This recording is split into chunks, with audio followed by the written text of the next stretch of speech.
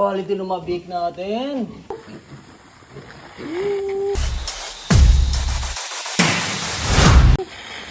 What's up po mga kabakyard? Ngayon nga pala guys, may buyer tayo na pipick upin yung big namin. Bali dito ngayon, nagmura na po yung big namin at nagkasundo kami sa 6,000 per head.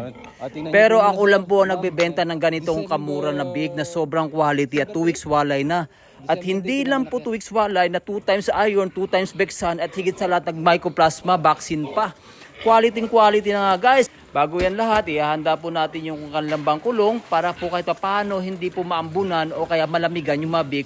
Eto na nga guys, isa ko nang hinuhuli kasi dadalhin ko na sa kanilang bangkulong.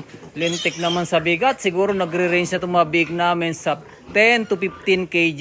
Eto mga lechonin na to guys, pero mura lang ng benta ko. Bali nakaubos na nga pala sila ng 7 pack ng Super Biik, yung feed booster, at nakaubos na rin ng 2 baby 11.